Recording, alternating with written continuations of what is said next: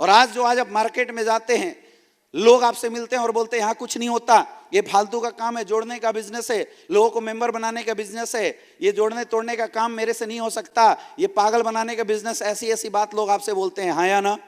वो पता है क्यों बोलते हैं? जब 2016 में हमने इस बिजनेस की शुरुआत वाराणसी धरती के अंदर किया था, तो ये जो फ्रंट चेयर पे बैठे हुए हैं, मुझे लगता है 99% लोग सफल हो गए, 1-8% छूट गए होंगे अपने दिमाग खराब होने की वजह से। हाँ, जो छूटे वो अपनी दिमाग खराब होने की वजह से छूटे, मैं आपको बता दूं। कभी बोलते हैं ना कि जब सर पे शनिदेव तांडव मचाए तो इंसान खुद ही कूद जाता है। तो कई लोगों का शनिदेव तांडव मचा रहे थे तो कई लोग कूद गए बीच में ही। कई लोग एमडी बनने चले गए किसी कंपनी के, कई टॉप लीडर बनने चले गए, कई को किसी ने बता दिया भाई तू ही महिपाल सिंह बन जाएगा, आजा मेरी कंपनी, तो वहाँ चले गए। लेकिन हालांकि वो 1% लोग ही थे, 1-8% लोग जरूर डिस्टर्ब हुए, लेकिन जो 5 साल तक इस संस्था के साथ बने रहे, जिन्होंने साथ दिया, आज वो सारे फ्रंट लाइन पे करोड़पति बन के बैठे हुए हैं।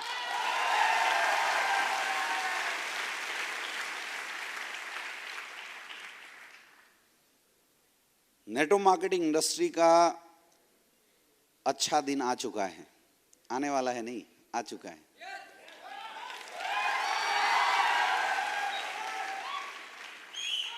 एक्चुअल मोदी जी नारा देते जाते हैं, पीछे से हम लोग पूरा करते जाते हैं। उन्होंने बोला अच्छे दिन आने वाले हैं, हमने बोला हम ला के दिखाएंगे, हमने SLPS काम शुरू किया, अच्छे दिन आ गए इतने सारे लोगों के, आया ना? उन्होंने TFT चालू करवाया, हमने 7 बार भर दिया TFT को, शायद बार उनका भी प्रोग्राम नहीं हुआ होगा, है कि नहीं? और ये चालू हुआ, अब हमें क्या पता था कि हमारे लीडर इसके ऊपर भी नजर गाड़ के बैठे हुए हैं। बस इंतजार था किस दिन खाली मिले, हम अपने लोग भर दे यहाँ।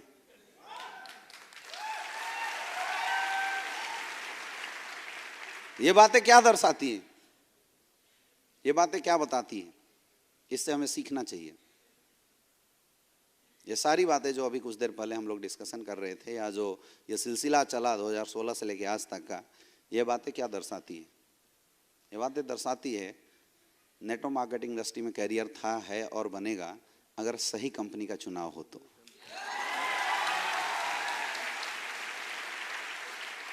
यस या नो? और हम सौभाग्यशाली हैं कि हमें हिंदुस्तान की सबसे पावरफुल कंपनी SLPS वेलनेस का साथ मिला है। मैं हमेशा बोलता हूं ना, प्लेटफॉर्म अच्छा ना हो तो इंसान कितनी भी ताकत लगाए, कितनी भी जोर लगाए, सफल नहीं हो सकता है। और अगर प्लेटफॉर्म अच्छा मिल जाए तो कमजोर लोगों को भी आगे बढ़ा देता है। हमारे पास तो अच्छा प्लेटफॉर्म मिल चुका है, लेकिन उसके बावजूद, अच्छे प्लेटफॉर्म के बावजूद भी, अच्छी लीडरशिप के बावजूद भी अगर हम सफल ना हो पाए तो गलती किसकी होगी? खुद की होगी। आज हम लोग यहाँ इकट्ठा हुए मेरे दोस्त, उन गलतियों को सही करने के लिए जो आज से पहले अपने बिजनेस में करते समय हम सारे लोग करते आ रहे थे और कर रहे थे, करेंगे। जो कर रहे थे वो आज के बाद सही हो जाना, जो कर रहे हैं वो आज के बाद सही हो जाना, और जो करने वाले हैं अभी से सतर्क हो जाना, अलार्म लगा देना, क्योंकि आज वो बातें हम करेंगे, आज वो बातें करेंगे कि एक लीडरशिप को इस इंडस्ट्री में सफल होने के लिए क्या क्या करना चाहिए। उससे पहले माय डियर फ्रेंड, बहुत सारे ऐसे लोग होंगे जो नए होंगे, जो मुझे नहीं जानते होंगे। कितने ऐसे लोग हैं? अच्छा, कितने लोग मुझे जानते हो? कैमरे वाले दिखाना यार, कितने लोग जानते हो?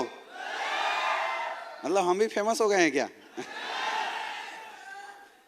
ये इंडस्ट्री की ताकत है माय डियर फ्रेंड। बनारस में 5 साल पहले कोई जानता नहीं था, आज इतने सारे लोग जानने वाले लोग, इतने प्यार करने वाले लोग मिल गए। इससे बड़ा अचीवमेंट और क्या हो सकता है? आप सारे लोग मुझे जानते हो। कितने ऐसे लोग हैं जो पहली बार मेरे से ऐसे किसी ट्रेनिंग में मिल रहे हैं? बाकी इतने नए लोग हैं, आज से पहले आप हमारे किसी ट्रेनिंग में नहीं आए, कहीं देखा? कहां? अच्छा, यूट्यूब पे देखा। अच्छा, और फेसबुक पे देखा होगा। चलिए, ये तो खुशी की बात है कि यूट्यूब और फेसबुक दोनों मिला के कम से कम 1.5 लाख लोग अभी मुझे वहां भी जानना शुरू कर दिए हैं। लेकिन वो सब कुछ मैं करता आप ही लोगों के लिए हूँ। माय डियर फ्रेंड, फिर भी मैं अपना परिचय जरूर देना चाहूँगा। आज की सेशन को शुरू करने से पहले मेरा नाम अमित दुबे हुआ और नेटवर्क मार्केटिंग इंडस्ट्री को मैं दिल जान से प्यार करता हूँ। आज से करीब 7-8 साल पहले मुझे ये इंडस्ट्री माइंड में इंट्रोड्यूस करने का मौका मिला था। मैं पढ़ाई कर रहा था और उसी समय ये इंडस्ट्री मुझे अपनी ज़िंदगी में देखने का मौका मिला था पहली बार।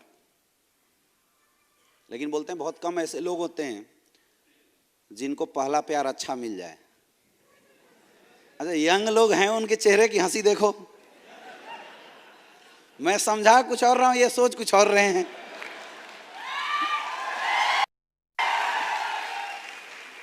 बहुत कम लोग होते हैं जिनको पहला प्यार अच्छा मिलता है या ना? और ये भी सत्य है कि बहुत कम लोग ऐसे होते हैं जिनको नेटवर्किंग में पहली कंपनी सही मिल जाए। आप में से कितने ऐसे लोग हैं जो पहली बार पहली कंपनी एस्क्लेपियस वेलनेस ज्वाइन हुए और बाकी लोग कहीं से मारे खाए हुए लोग हो? कोई बात नहीं, दूसरा प्यार भी अच्छा होता है। शादी में वही मैक्सिमम बदलता है और लंबा चलता है। तो ऐसी मुझे नॉलेज नहीं था इस इंडस्ट्री का। मैंने उस समय MBBS का एग्ज़ाम क्वालिफाई किया था और उस समय ये इंडस्ट्री मुझे देखने का मौका मिल गया। तो पढ़े लिखे लोगों की ना एक ईगो होती है, हम जल्दी किसी की सुनते नहीं हैं। आप में से भी बहुत सारे लोग होंगे जो अच्छे पढ़े लिखे होंगे, तो जब आपका अपलाइन आपको कुछ बताने की कोशिश करता होगा तो बोलते साले ये मुझे क्या सिखाएगा, मैं तो इंजीनियर हूँ, मैं तो डॉक्टर हूँ, हाँ या ना? तो इस मानसिकता के हम भी शिकार थे, क्योंकि बहुत बड़े खानदान से आते नहीं थे कि माँ बाप बहुत बड़ी मेंटलिटी दे। पिताजी किसान थे तो बहुत बड़ी मेंटलिटी मिले नहीं। बचपन से यही सिखाया गया था कि बेटा पढ़ो लिखो और नौकरी करो। नौकरी पता नहीं मुझे रास नहीं आती थी, तो मैंने MBBS इसलिए चूज किया था कि अगर मैं डॉक्टर बन जाऊंगा तो सेल्फ एम्प्लॉय बन जाऊंगा, अपना मस्त हॉस्पिटल खोलूंगा, अपना प्रैक्टिस करूंगा, बैठा रहूंगा, लाइन लगा के लोग आते रहेंगे, देखता रहूंगा पर्ची से, और बड़े आराम से पैसा कमाऊंगा, क्योंकि डॉक्टर से ज़्यादा आसानी से पैसा इस दुनिया में कोई नहीं कमाता है या ना? तो मैं भी मज़े की ज़िंदगी लेके जाने वाला था। और उस समय जस्ट जो प्री एंट्रेंस एग्ज़ाम होता है MBBS का एग्ज़ाम, हमने क्वालिफाई किया था और गलती से एक इंसान मेरी ज़िंदगी में नेटवर्क मार्केटिंग इंडस्ट्री का प्लान लेके आ गया। यकीन बता रहा हूँ, शुरुआत में किसी को ना भरोसा होता है और ना किसी को इस इंडस्ट्री पे इतना बड़ा विश्वास होता है कि इतना बड़ा काम हो सकता है। आप में से भी बहुत सारे ऐसे लोग होंगे जिन्होंने इस बिज़नेस को ज्वाइन तो किया होगा, लेकिन आज भी ये भरोसा नहीं कर पा रहे होंगे कि मुझे यहाँ से करोड़ों रुपए की इनकम आएगी। 99% लोग ऐसे हैं यहाँ बैठे हुए जिनको ये भरोसा नहीं हो रहा होगा कि मेरी भी यहाँ से करोड़ों रुपए की इनकम आएगी। क्या मैं सही बोल रहा हूँ? हाँ, फिर क्यों आए हो यहाँ?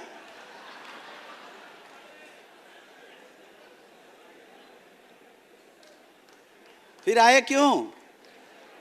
होता है ऐसा, शुरुआत दौर में इतना बड़ा भरोसा होता नहीं। मुझे भी भरोसा था नहीं, तो मैंने सोचा यार पार्ट टाइम में धंधा कर लेते हैं, 2-4-5 लोगों को जोड़ना ही है। अच्छा, मैं जिस कंपनी में था वहाँ मुझे प्लान गलत बताया गया।